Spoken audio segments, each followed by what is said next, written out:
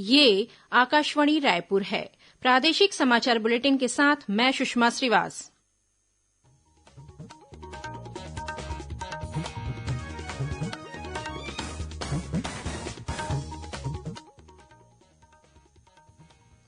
और अब पेश है आज के मुख्य समाचार।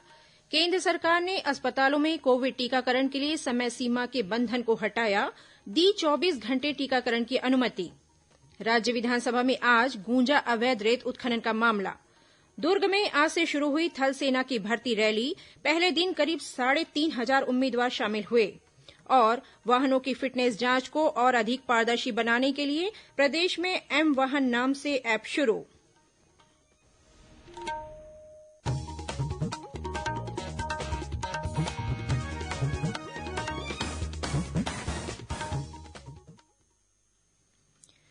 कोरोना महामारी के खिलाफ देश एकजुट होकर लड़ रहा है। आप भी हमारे साथ सुरक्षा और बचाव के 3 आसान एहतियाती उपायों का संकल्प लें।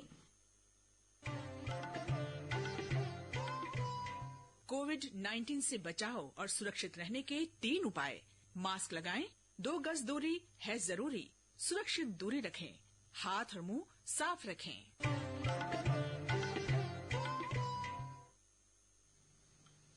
अब समाचार विस्तार से। केंद्र सरकार ने अस्पतालों में कोविड टीकाकरण के लिए समय सीमा को हटा दिया है और 24 घंटे टीकाकरण की अनुमति दे दी है। केंद्रीय स्वास्थ्य मंत्री हर्षवर्धन ने आज इस निर्णय की पुष्टि करते हुए कहा कि अस्पतालों के लिए जरूरी नहीं है कि वे टीकाकरण के लिए एक निश्चित कार्यक्रम का अनुसरण करें। वे किसी भी समय टीकाकरण कार्यक्रम को बढ़ा सकते हैं। उन्होंने कहा कि इससे टीकाकरण अभियान को गति देने में मदद मिलेगी। स्वास्थ्य मंत्री ने कहा कि यह व्यवस्था निजी और सरकारी दोनों अस्पतालों पर लागू होगी।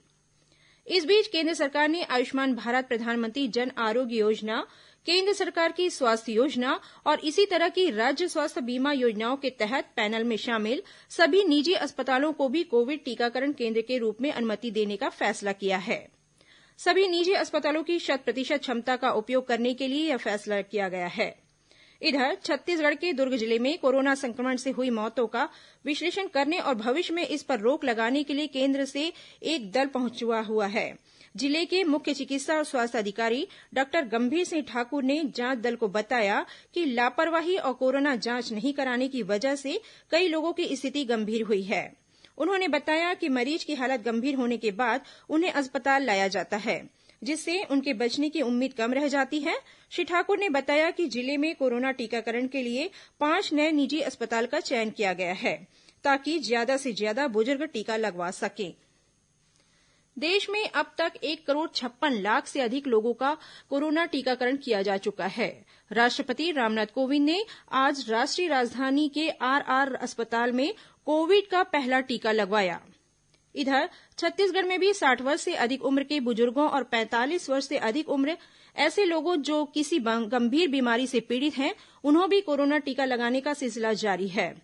कल तक ऐसे 11,307 लोगों को कोरोना टीका लगाया जा चुका है। वहीं 2,27,394 स्वास्थ्य कार्यकर्ताओं को और 1,58,475 फ्रंटलाइन वर्कर्स को कोविड टीकाकरण का पहला डोज दिया जा चुका है, जो लक्ष्य का 88% से अधिक है। इसके अलावा इन्हीं लोगों में से 61,438 को कोरोना टीका दूसरा डोज भी लगाया जा चुका है। वहीं प्रदेश में कल कोरोना संक्रमण के 216 नए मामले सामने आए हैं। राज्य में अब तक 3,13,000 से अधिक कोरोना संक्रमित मरीजों की पहचान हो चुकी है।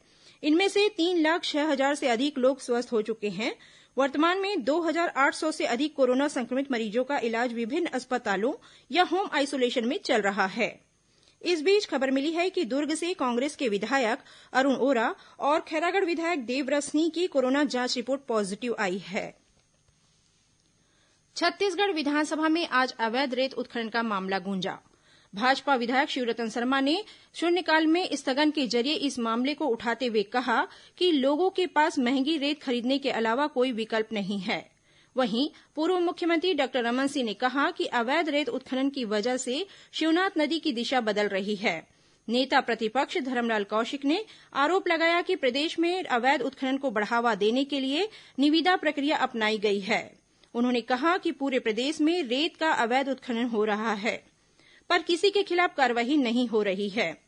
वहीं जनता कांग्रेस छत्तीसगढ़ के विधायक धर्मजीत सिंह ने राज्य सरकार के संरक्षण में रेत का अवैध उत्खनन किए जाने का आरोप लगाया। आसंदी ने स्थगन की सूचना को विचाराधीन रखा, जिसके बाद असंतुष्ट विपक्षी सदस्यों ने सदन में जमकर नारेबाजी की।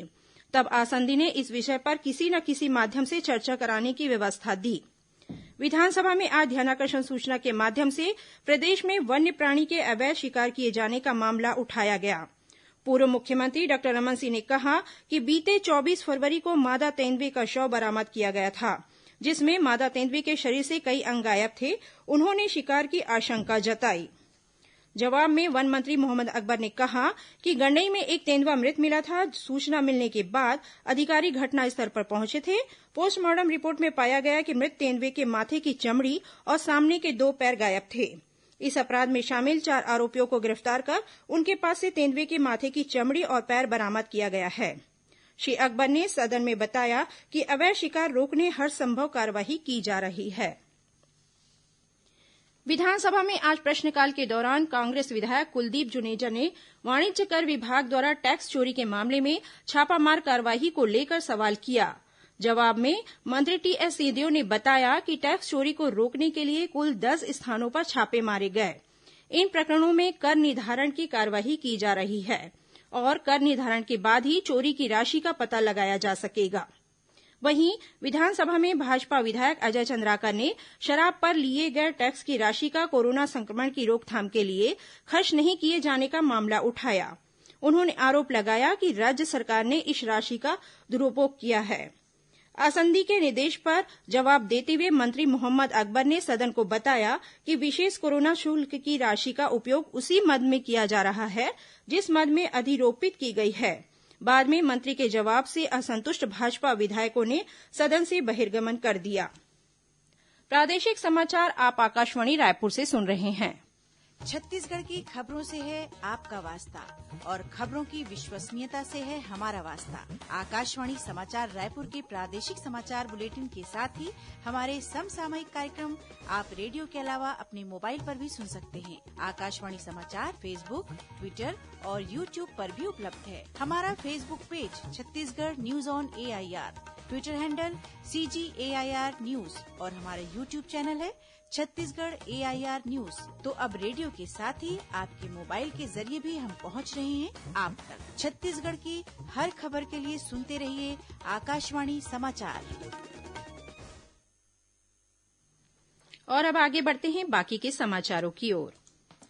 भारतीय थल सेना द्वारा आज से दुर्ग के पंडित रविशंकर शुक्ल स्टेडियम में भर्ती रैली का आयोजन किया जा रहा है। पहले दिन करीब 3,500 अभ्यर्थी उपस्थित हुए। इस दौरान प्री हाइट के लिए लगभग 2,000 और दौड़ में 270 अभ्यर्थियों ने पात्रता हासिल की। यह भर्ती रैली 12 मार्च तक चलेगी। इस भर्ती रैली में छत्तीसगढ़ के 28 जिलों के करीब 40,000 उम्मीदवार शामिल हो रहे हैं। भर्ती रैली में सैनिक सामान्य ड्यूटी, लिपिक तकनीकी, नर्सिंग और ट्रेडमैन के पदों पर भर्ती की जाएगी। रायपुर जिले के आवेदकों के लिए 6, 7 और 10 मार्च की तिथि निर्धारित की गई है। आयोजकों ने कोरोना संक्रमण से बचाव के लिए भर्ती में शामिल होने वाले उम्मीदवारों से चिकित्सा अधिकारियों द्वारा जारी प्रमाण पत्र लाने के लिए कहा है। भर्ती रैली के संबंध में पूछताछ के लिए कंट्रोल रूम जिला रोजगार कार्यालय मालवीय नगर दुर्ग में स्थापित किया गया है। रायपुर नगर पालिका निगम द्वारा आयोजित तुंहर सरकार तुंहर द्वार कार्यक्रम का कल समापन हुआ। इस अवसर पर मुख्यमंत्री भूपेश बघेल ने नगर निगम की इस अभिनव पहल की सराहना की और इसे आम जनता की समस्याओं के त्वरित निराकरण के लिए महत्वपूर्ण बताया। मुख्यमंत्री ने इस तरह के आयोजन को रायपुर के अलावा प्रदेश के अन्य सभी नगर पालिका निगमों में भी कराने की घोषणा की। गौरतलब है कि तुंहर सरकार तुंहर द्वार कार्यक्रम को रायपुर नगर पालिका निगम के सभी 70 वार्डों में बीते 27 जनवरी से 2 मार्च तक चलाया गया। इस दौरान 44,000 से अधिक लोगों की समस्याओं का निराकरण किया गया।